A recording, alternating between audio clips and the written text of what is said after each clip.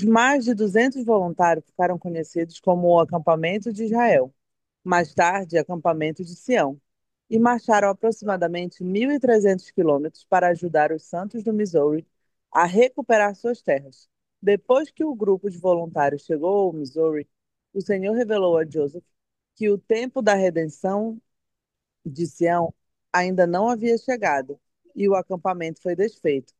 Cerca de 6 meses depois de voltar a Kirtland, Ohio, Joseph organizou o Quórum dos Doze Apóstolos e o Quórum dos 70.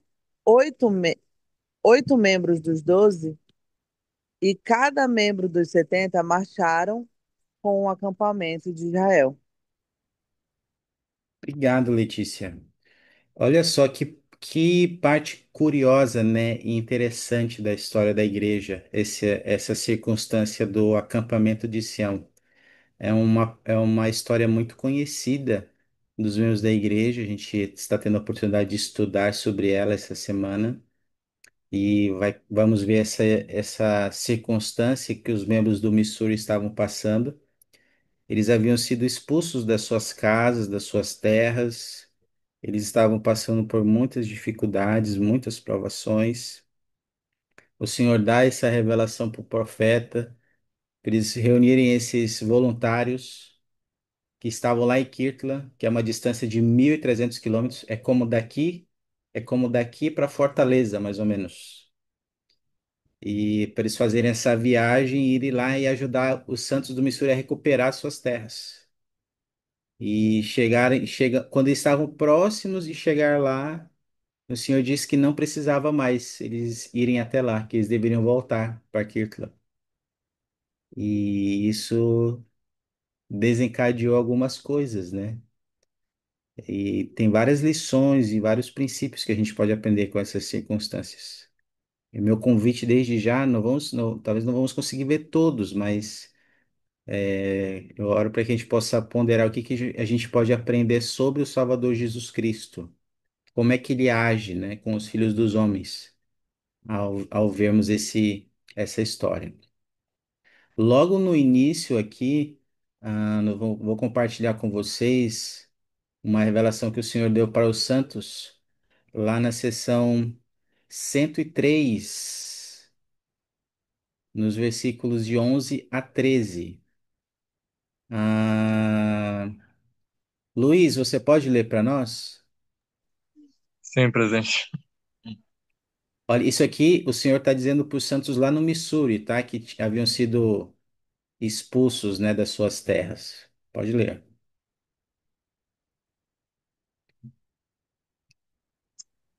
Mas em verdade vos digo: decretei que vossos irmãos que foram dispersos retornem às terras de sua herança e edifiquem os lugares desolados de Sião. Pois após muita tribulação, como vos disse no mandamento anterior, vem a bênção. Eis que esta é a bênção que vos prometi depois de vossas tribulações e das tribulações de vossos irmãos.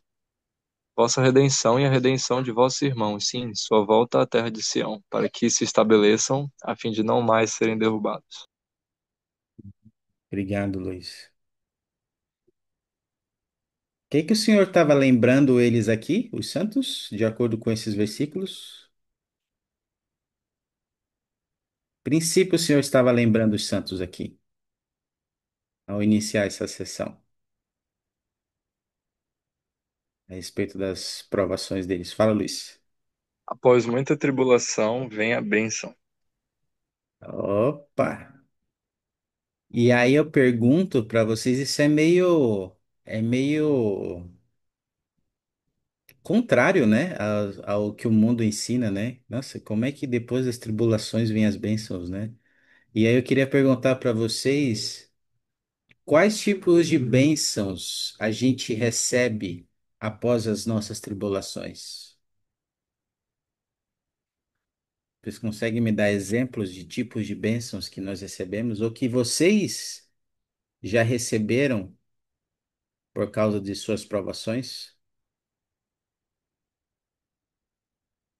Ele Eu fala, acredito que a maior bênção que a gente recebe é o conhecimento, né? Nas tribulações é que a gente aprende.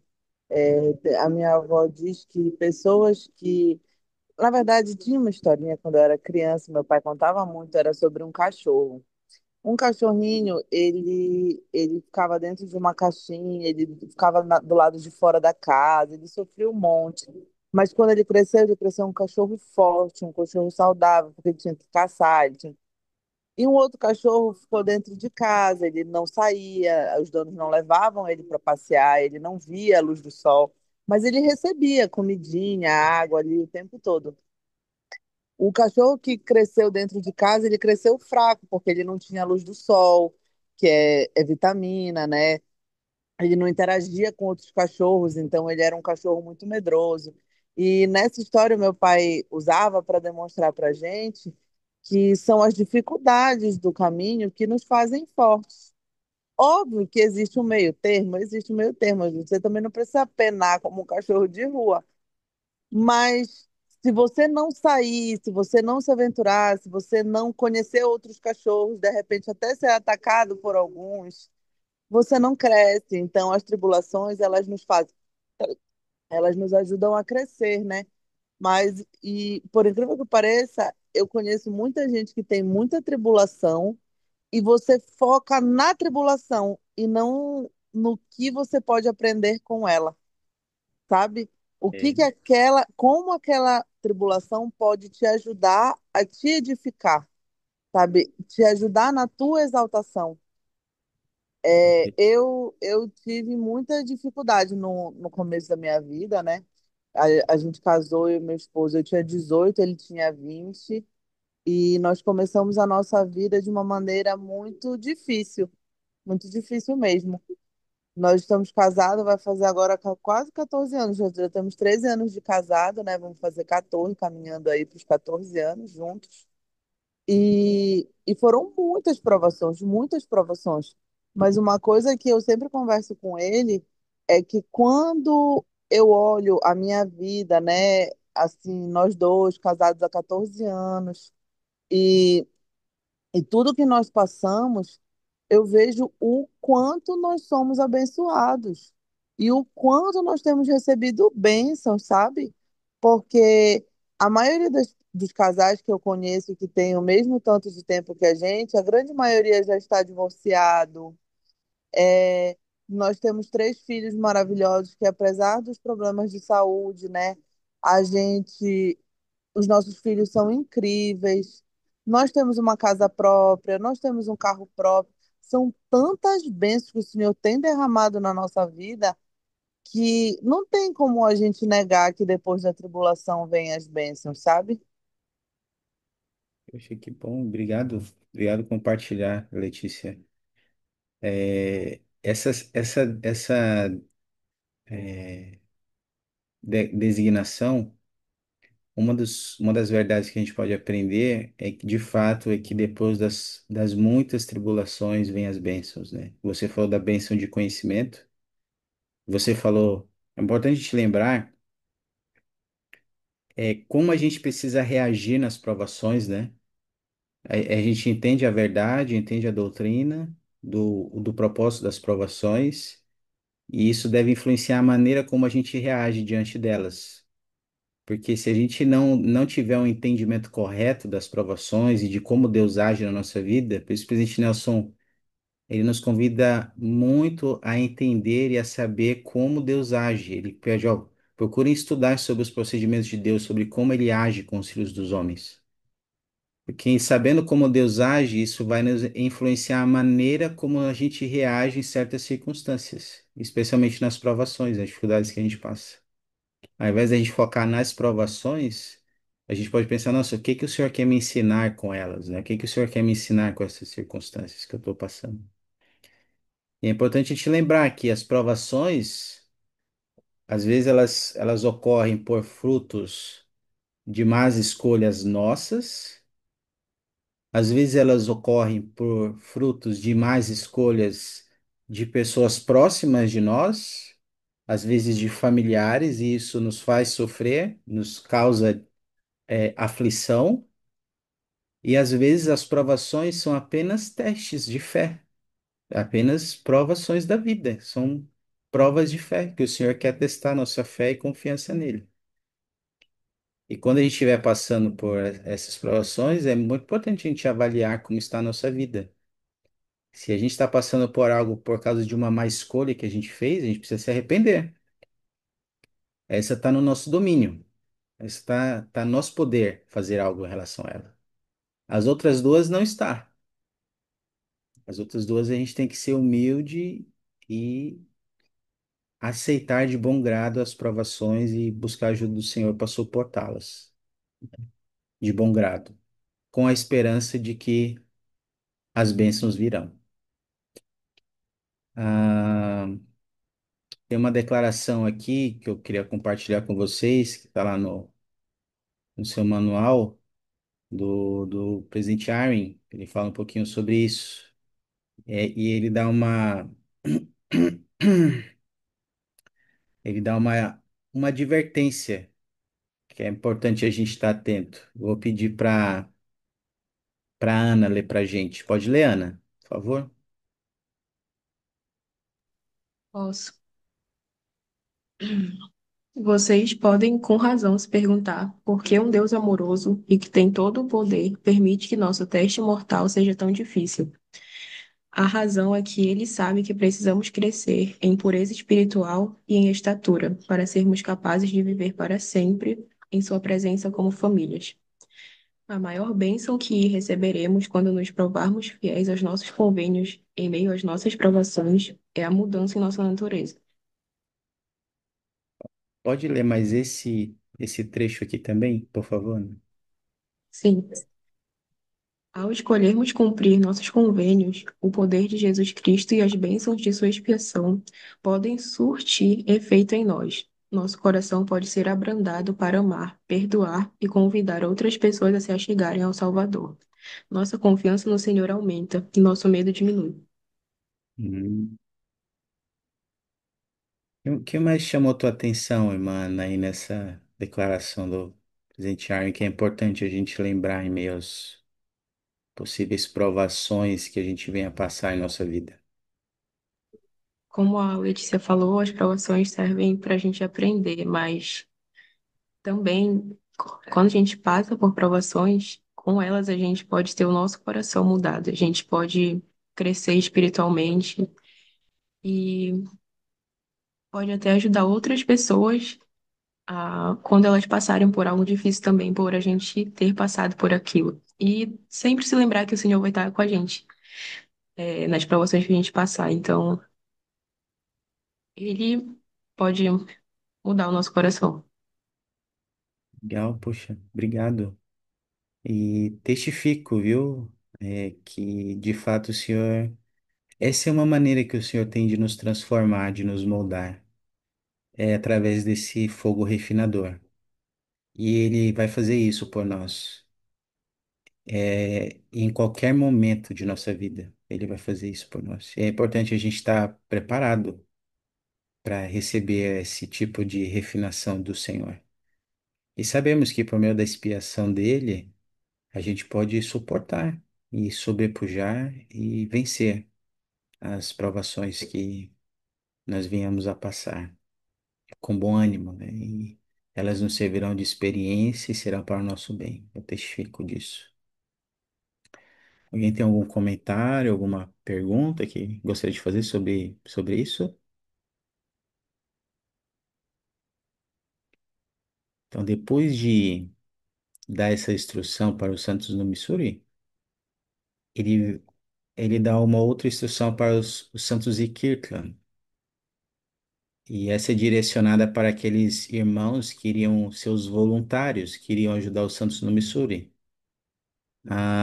Deixa eu ver aqui. Sabrina, você poderia ler do 15 ao 17 e a Vitória do 18 ao 22? Eis que vos digo que a redenção de Sião precisa vir por poder. Portanto, suscitarei um homem para o meu povo, que o guiará como Moisés guiou os filhos de Israel. Pois sois os filhos de Israel e da semente de Abraão. E necessário é que sejais tirados da escravidão por meio de poder e por um braço estendido. E assim como vossos pais foram guiados no princípio, assim será a redenção de Sião.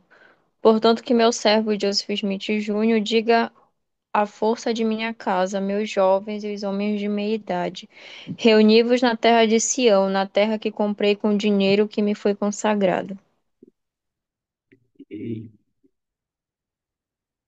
continuando, aqui ele tá dando a instrução para o povo, ó, vamos precisar se reunir e vamos precisar aqui dessa redenção de Sião, ou seja, ajudar o povo lá do Missouri.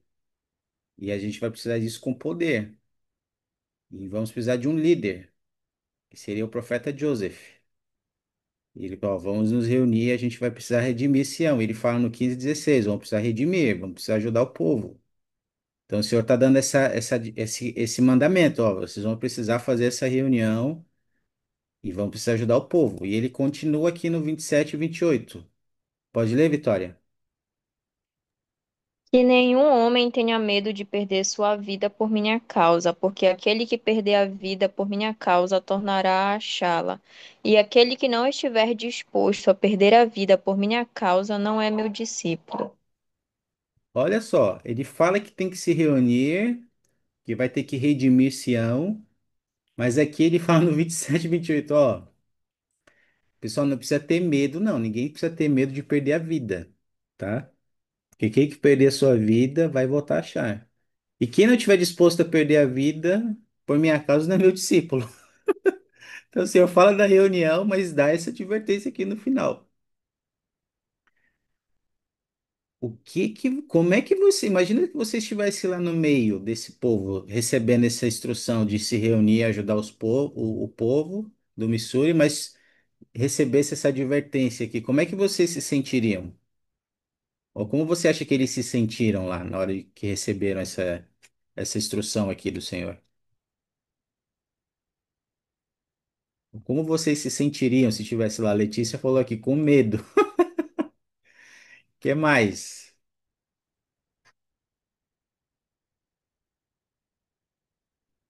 Como você se sentiria, Vitória? Se você estivesse lá, falando que você ia precisar se reunir, que você ia precisar fazer uma viagem de quase 2.000 quilômetros, e falasse, ó, Vitória, não fica com medo de morrer. Não Ah, tem é medo. dizer eles que se virem pra lá. Não, tô brincando, tô brincando. Eu Credo, cara. tava eu tava pensando, peraí, eu tava pensando sobre isso durante a semana, né? Justamente sobre esses versículos, porque eu fiquei pensando em relação a eles receberam uma responsabilidade, né? Era uma causa grandiosa, mas eu fiquei pensando como se fosse um chamado que a gente recebe hoje. Nós, hoje em dia, não Hum, recebemos chamados ao custo da nossa vida, né? Olha, Vitória, você vai receber um chamado e nesse chamado talvez você vá perder sua vida. A gente não recebe com essa condição. Então, eu fico imaginando eles recebendo esse chamado, essa designação na época com esse risco, né? Era um compromisso muito grande. Eu acho que eu pensaria muito em como estaria a minha vida, né? Será que eu estou preparada para entregar a minha vida? Será que preciso mudar alguma coisa para que, se isso acontecer, eu possa estar com a consciência tranquila? Acho que eu pensaria um pouco sobre isso, mas particularmente eu sou feliz por não viver nessa época. tá certo. Obrigado, Vitor, pela sinceridade. Eu gostei da primeira resposta. Mas é bom a gente pensar sobre isso, né? E sabe, eu gostei muito, a gente pode, eu gostei muito da aplicação da Vitória que ela fez, né? Isso foi um chamado que eles receberam. E, bem, aqui na escritura não fala como eles se sentiram, né? Mas fala como eles reagiram.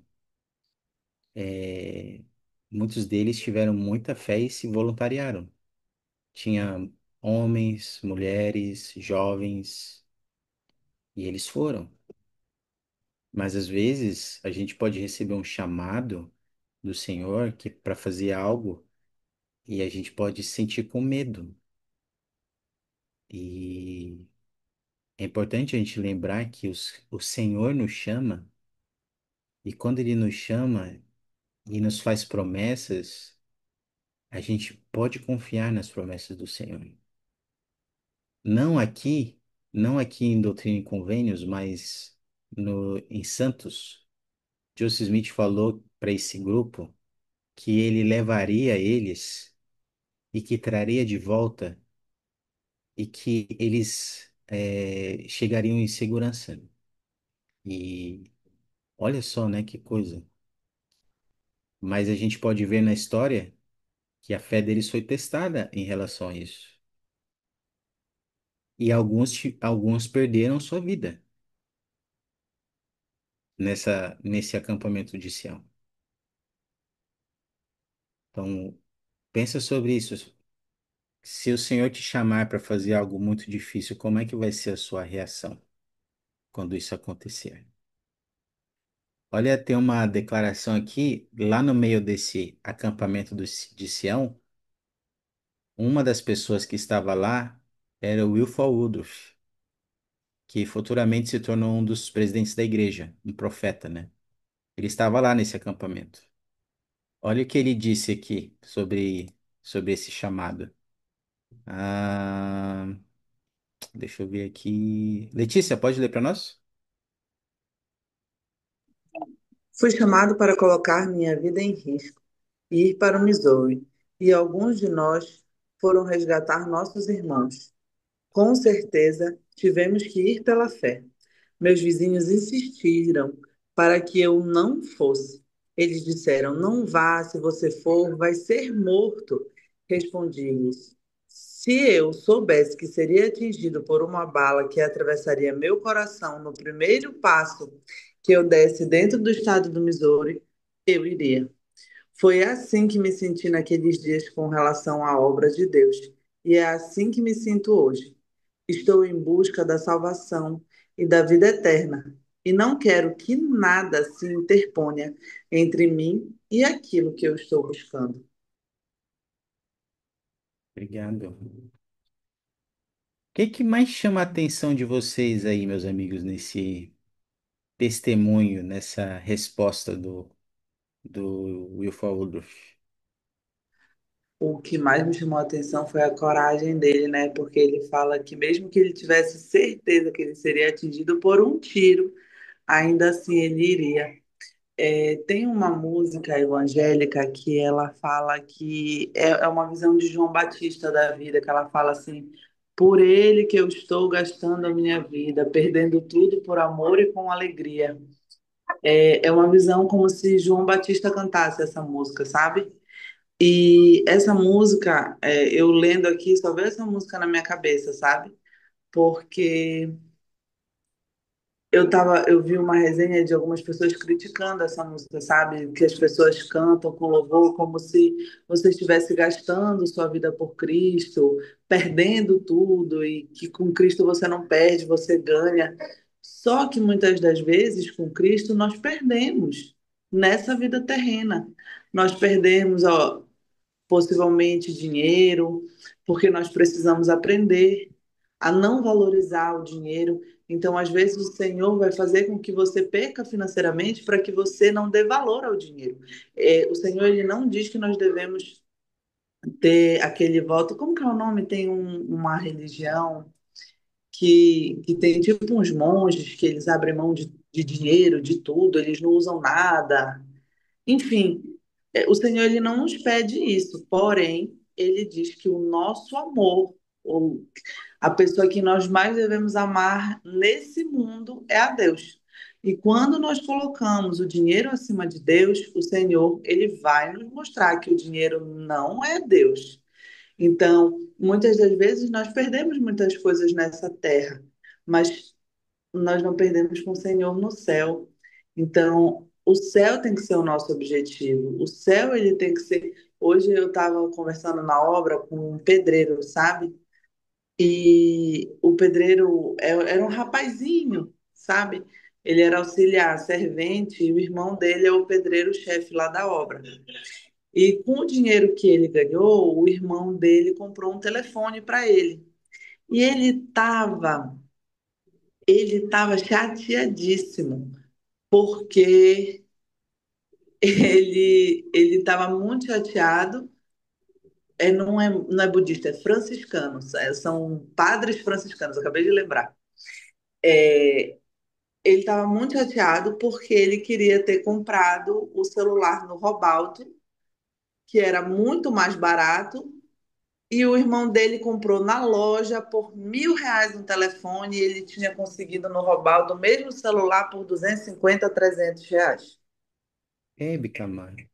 Exatamente. E aí ele falando, né, aquela situação.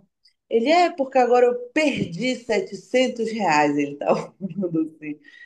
E eu fiquei analisando aquela situação, eu falei assim, aí eu falei para ele, eu falei assim, olha, meu amigo, eu quero te dizer aqui que o seu irmão estava garantindo a sua passagem para o céu. É menos uma coisa para o senhor se arrepender no arrebatamento. Aí ele começou a rir, sabe? Eu falei, não ri não, eu tô falando sério contigo. Pensa que tu ia ter que te arrepender, esse negócio ia vir para ti, ia trazer tanta coisa ruim para tua vida, porque foi tirado de alguém que trabalhou muito para comprar.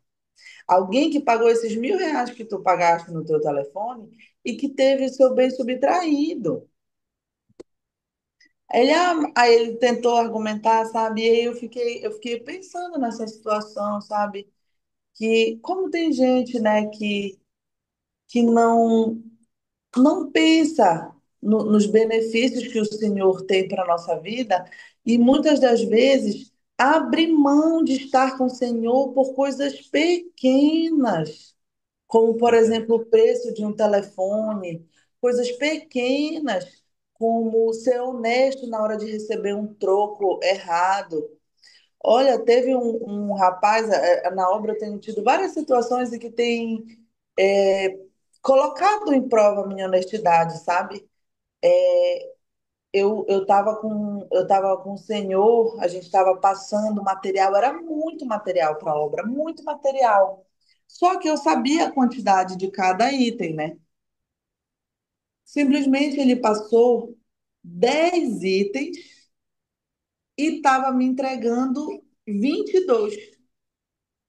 Ou seja, eu estava levando 12 itens sem pagar.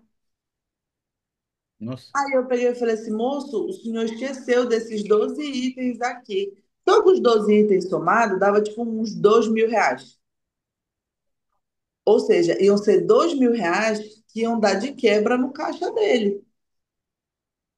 Aí ele olhou e falou: Meu Deus, senhora, se a senhora não me fala, é porque é tanta coisa que eu estou passando, eu já tinha colocado na sacola, eu não tinha nem visto. Então, assim, eu poderia muito bem economizar R$ 2.000. Ele não ia ter percebido. Ele ia perceber no final do mês, quando ele fosse fazer o balanço, ia estar faltando. Mas será que isso vale? E aí ele ficou super emocionado, agradeceu tudo, aí ele falou que ele não estava no dia bom, etc. Então, assim, essas coisas, elas vão acontecer com a gente diariamente, nós vamos ser postos à prova. Não necessariamente nós vamos ser convidados a botar a nossa vida em risco de fato. Não, não é aquela coisa de nós vamos ter certeza que nós vamos levar um tiro, mas nós somos testados em pequenas coisas no nosso dia a dia, sabe? E isso eu fiquei ponderando muito essa semana. é verdade. Semelhante a eles, a gente está numa guerra, né? Vivendo uma guerra espiritual, onde nós somos testados, sabe? E eu queria fazer um convite para nós, para que a gente possa ter essa mesma atitude que o Wilford Woodruff teve, sabe? Quando a gente achar que algo vai ser difícil de fazer, que é um teste muito grande, que a gente possa falar como ele, ó, estou em busca, como ele falou aqui, né? Deixa eu compartilhar de novo. Às vezes pode ser difícil pagar um dízimo, pode ser difícil guardar o dia do Senhor, pode ser difícil guardar a lei da castidade, pode ser difícil apoiar meu líder, pode ser difícil perdoar uma pessoa, pode ser difícil fazer algo que Deus quer que eu faça, mas que a gente possa lembrar disso, ó. Estou em busca da salvação e da vida eterna, e não quero que nada se interponha entre mim e aquilo que estou buscando. Nada, nada. Nem mesmo nós, nosso orgulho, nada. Se tiver algo que está entre nós e a nossa vida eterna, que a gente está buscando, que a gente possa remover. Que a gente possa ter essa firme determinação de ser obediente, mesmo quando for muito difícil. Essa confiança no Senhor, mesmo quando tudo parece incerto. E ir pela fé. Às vezes a gente vai ter que ir pela fé, como ele foi. Ir pela fé confiando apenas nas promessas. Mas eu testifico que nós vamos encontrar a mão do Senhor na nossa vida. O poder dele vai se manifestar na nossa vida. Milagres vão acontecer na nossa vida se a gente escolher viver esse tipo de vida, ter esse tipo de determinação. Ah, depois de ter dado essa advertência para os santos, e imagina, né? Talvez alguns se voluntariaram, não sei, não fala na história, né? Mas talvez alguns ficaram receosos, não sei. Mas lá no versículo, nos versículos 20 e 36, o Senhor dá um acalento para eles. Ah, Sabrina, pode ler para nós?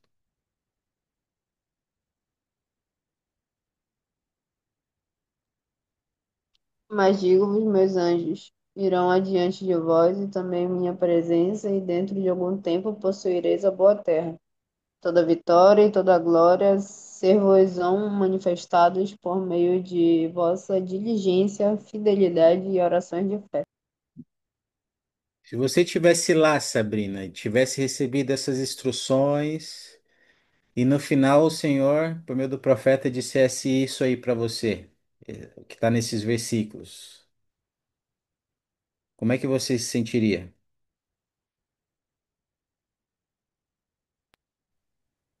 Esperançosa, Por quê? mas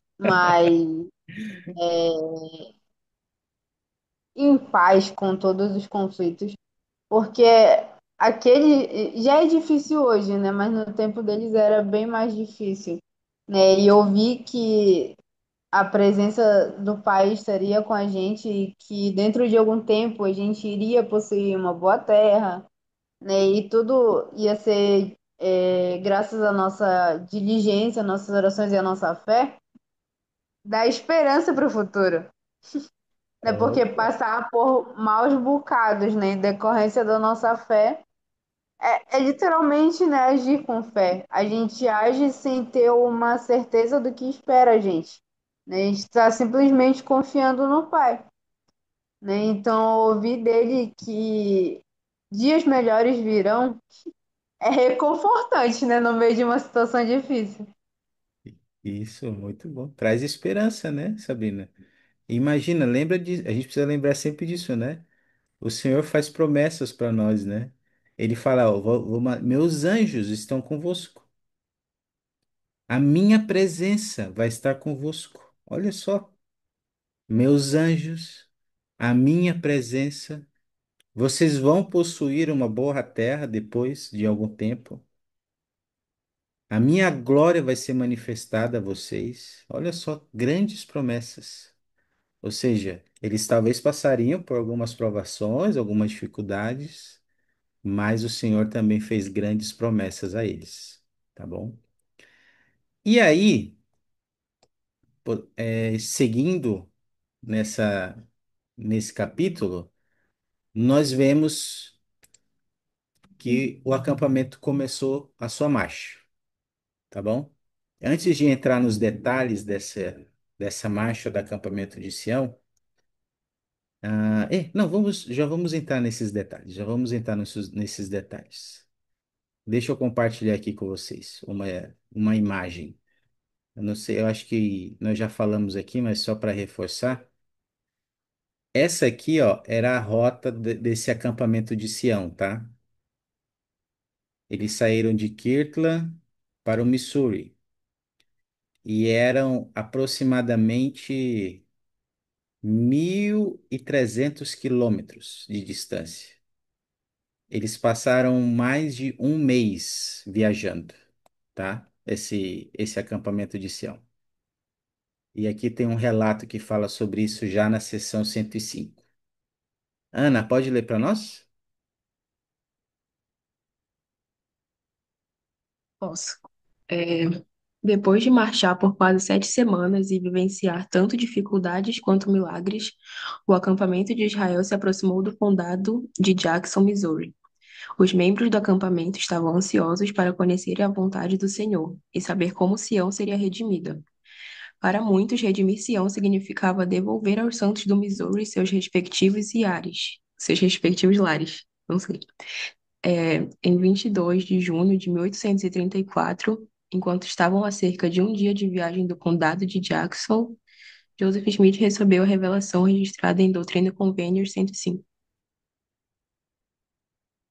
Ok.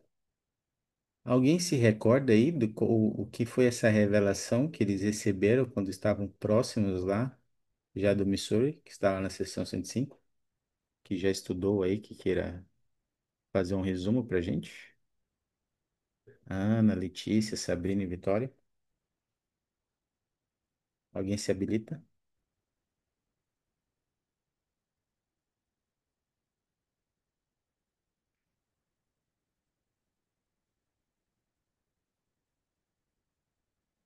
Então vamos relembrar, vamos relembrar.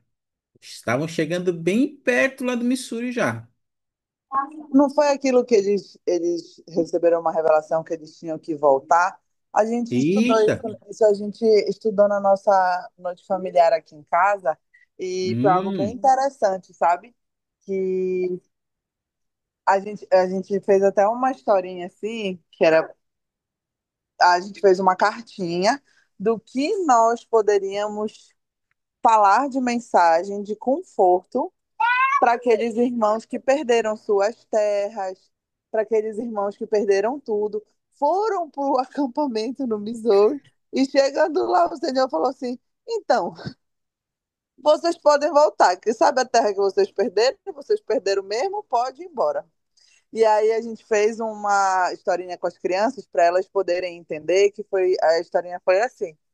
Imagina que alguém viesse e nos expulsasse da nossa casa e a gente saísse de casa sem as nossas roupas, sem os brinquedos que vocês mais gostam, sem nada. A gente sai só com a roupa do corpo. E aí a gente chega lá na igreja e chora com o bispo e fala: Bispo, por favor, expulsaram a gente da nossa casa, é a única casa que a gente tem. O que a gente vai fazer?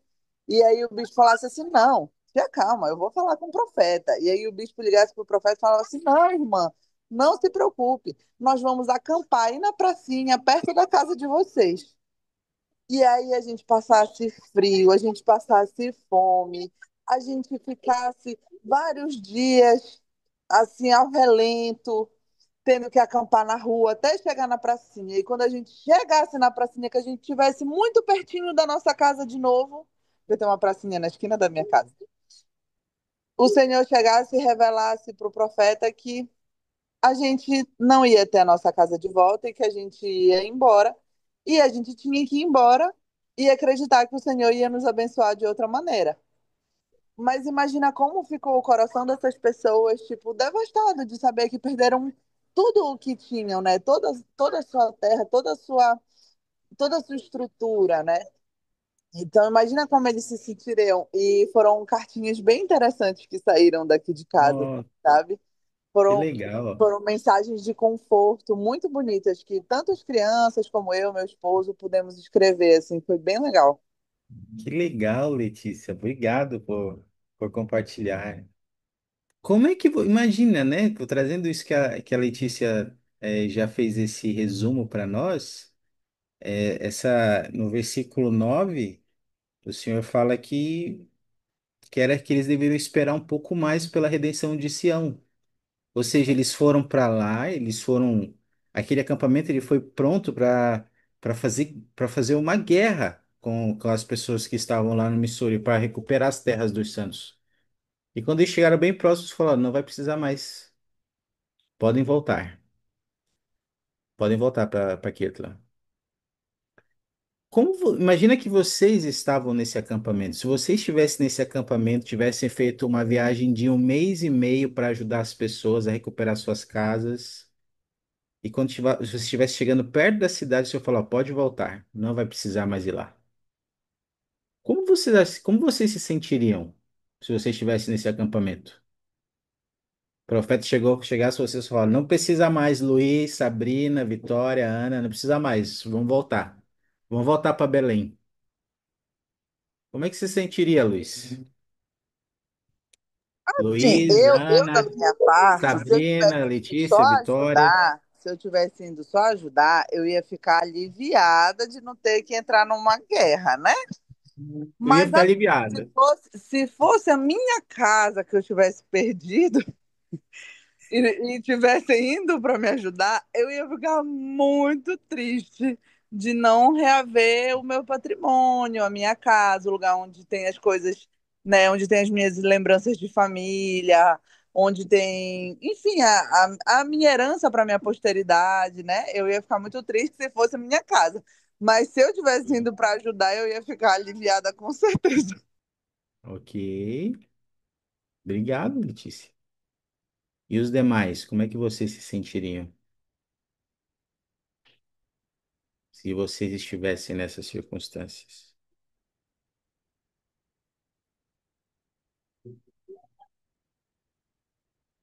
Ana, Sabrina, Luiz, Vitória.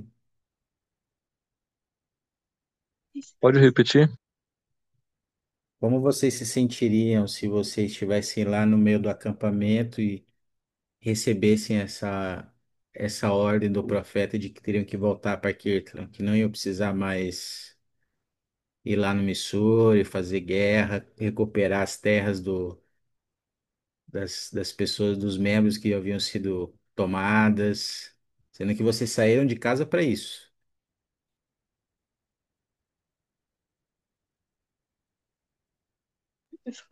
Eras, eu ia ficar, de início, né, a reação normal é ficar confuso, né, porque teve muito sacrifício, né. Depois eu ia ponderar nas lições que eu aprendi, realmente, mas o pessoal ali, né, eles ficaram assim, né, com esse sentimento, né, esse mesmo sentimento natural, sabe, natural mesmo. Ok? Confuso às vezes, podemos nos sentir confuso, né, Luiz? Poxa, a gente veio para cá, sofremos tanto, né? E só um detalhe, não sei se você sabe, mas esse acampamento, um pouco perto de chegar, eles, eles estavam demais, sabe? Estavam muito orgulhosos, estavam tendo muita briga entre eles. O Senhor castigou eles, o Senhor mandou um surto de malária lá. 14 pessoas morreram lá nesse acampamento de malária. Um pouco antes deles chegarem nesse ponto onde eles receberam a revelação de 105. Pessoas morreram lá. E eles chegaram lá perto e falaram: "Ó, vamos ter que voltar agora."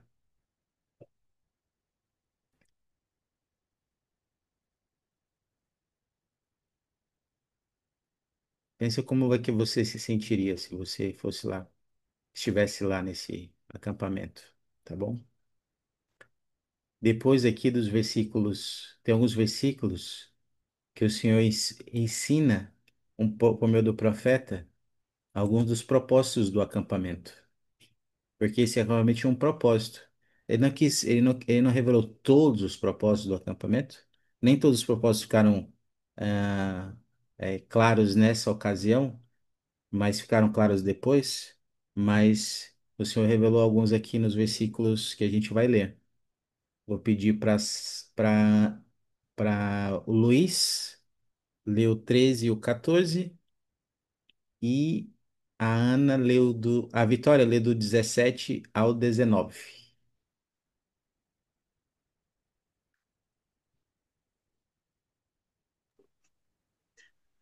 Portanto, é conveniente para mim que meus élderes esperem algum tempo pela redenção de Sião, pois eis que não exijo de suas mãos que lutem as batalhas de Sião. Porque, como disse no mandamento anterior, assim também farei, lutarei vossas batalhas. Mas a força da minha casa não deu ouvidos às minhas palavras, mas sendo que há alguns que deram ouvidos às minhas palavras, preparei uma bênção e uma investidura para eles, caso continuem fiéis. Ouvi suas orações e aceitarei sua oferta. A mim convém que sejam trazidos até aqui para uma prova de sua fé. Então, de acordo com esses versículos, meus amigos, qual era o propósito do Senhor ao montar esse acampamento de Sião, ao fazer eles realizar essa viagem, essa jornada tão longa, com tantos sacrifícios? Qual é o propósito dele? Eu vi, eu falo muito, presidente, mas eu lendo isso daí com as crianças, eu lembrei muito daquela passagem bíblica que o Senhor pede o sacrifício do primogênito, né? E aí Hum, ele leva o primogênito dele até a pedra, ele tá com a daga, ele tá com tudo, então o Senhor manda um anjo, fala assim, tudo bem, aqui tá tudo certo, era só isso mesmo, pode voltar para sua casa, né? E é basicamente isso, verdade. O Senhor queria ver quanta fé esse povo tinha, se eles de fato eram merecedores. Porque quando a gente pega e enxerga que logo após isso daí foram chamados os 12 apóstolos, e dos 12, 8 estavam nesse acampamento, e dos 70, do coro dos 70 que foi chamado, a grande maioria estava nesse acampamento, é, Todos, todos os exatamente, 70, todo o primeiro coro dos 70 saiu desse estava. acampamento.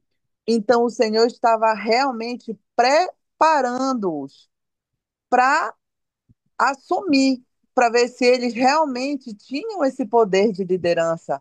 Então, o propósito naquele momento não era, de maneira alguma, reiterar as terras, mas ver se eles fossem chamados para morrer em nome do Senhor, eles iriam. E eles foram fiéis. Então, ele fala ali no final que ele ouviu as orações e aceitou as ofertas, né? E, Aham. e que aqui foi feita a prova da fé deles. Então, que naquele momento o Senhor já aceitou o que eles tinham oferecido de coração, né? Que era uma possibilidade de ter morrido. E aí a gente volta naquela fala dele da bala, né? Então, assim, ele aceitaria qualquer coisa que o Senhor tivesse preparado para ele, porque se assim fosse da vontade do Senhor, assim ele queria que fosse feito. E muitas das vezes na nossa vida, a gente, quando está passando por uma doença, a gente pede a cura, a gente pede a cura, a gente pede a cura. A cura é muito bom, mas a gente não deve pedir a cura, a gente deve pedir a vontade do Senhor. A gente deve pedir, Senhor, que a tua vontade seja feita, Pai, mas que para além da tua vontade, que tu possa converter o meu coração para que eu compreenda a tua vontade. E se ainda assim eu não compreender, Senhor, me dê forças para que eu aceite. Essa é uma oração que eu faço muito aqui dentro de casa, sabe? Para que através das tribulações que nós vamos sofrer, não tem como correr das tribulações, que nós possamos realmente entender o Senhor, né? E se caso nós não conseguimos o compreender, que nós possamos pelo menos aceitar, né? E acatar a vontade dele de bom coração e com fé. Isso. Poxa, obrigado. Obrigado, Letícia. É, eu oro para que nós possamos estar preparados, queridos amigos, para as provas de nossa fé. Um dos propósitos desse acampamento a existir foi provar a fé do povo, mais uma vez, né? Refinar aquele povo, refinar aqueles irmãos, aquelas irmãs. E o Senhor usou de meios muito,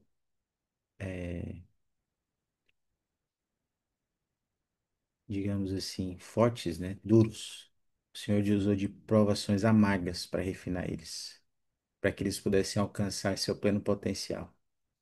Mas é assim que o Senhor age, é assim que ele age.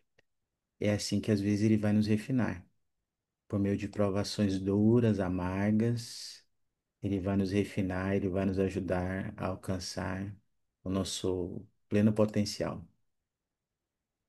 E como a Letícia falou, nós vemos na história desse acampamento, ah, certamente teve alguns que murmuravam. Certamente, quando foi revelado, quando veio aquela revelação, teve alguns que falaram: Nossa, o profeta tá doido. Como é que ele manda a gente vir aqui e agora fala pra gente voltar? Certamente. Nem 100, não 100% do acampamento saiu alegre, feliz. E da mesma forma, lá nas nossas famílias, nas nossas alas, nas nossas estacas, o Senhor vai provar a fé do povo. E às vezes vai ter alguns que vão murmurar, vai ter alguns que vão reclamar, vai ter alguns que não vão entender. Mas a gente não precisa entender, a gente precisa confiar, a gente precisa ficar do lado do Senhor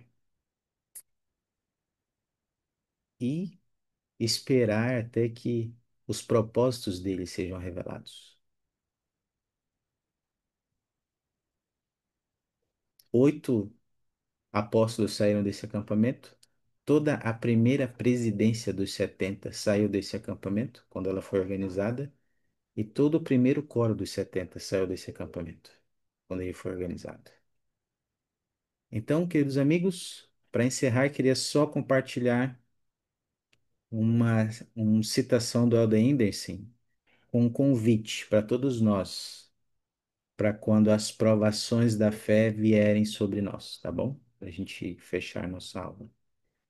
E vou pedir para Ana ler para a gente. Pode ler, Ana?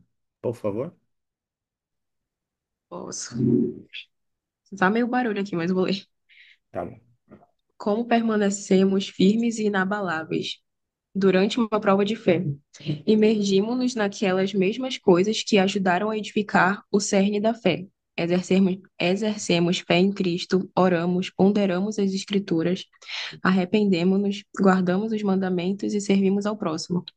Quando se deparar com uma prova de fé, aconteça o que acontecer, não se afaste da igreja. Se nos distanciarmos do reino de Deus durante uma prova de fé, será como sair da segurança de um abrigo contra a tempestade justamente quando aparece um tornado. Obrigado, Ana.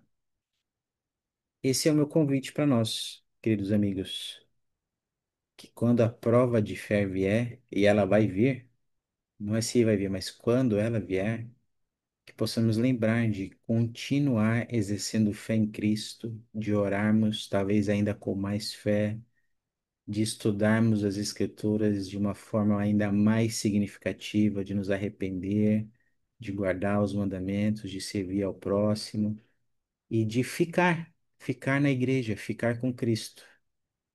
Jamais se distanciar dele é a solução numa prova de fé. Pelo contrário, é sair de um abrigo no meio da tempestade. Testifico, queridos amigos, que o Evangelho de Jesus Cristo, o Salvador Jesus Cristo, é mais que um abrigo. Ele, ele é a paz que acalma a nossa tempestade. Ele, ele tem o poder de nos libertar de nossas provações no momento certo, no momento oportuno. Eu sei que ele usa, assim, as provações e as adversidades para nos refinar, a fim de alcançarmos nosso pleno potencial, se nós formos humildes para isso. Ele vai fazer isso por nós. Eu o amo por causa disso. Amo meu Salvador. Ele já fez isso por mim. Ele tem feito isso por mim. E eu sou grato por ele fazer isso por mim. E por saber que ainda assim ele me ama. E eu queria testificar dessas verdades a vocês hoje, queridos amigos, e faço isso em nome de Jesus Cristo. Amém. Amém. Amém.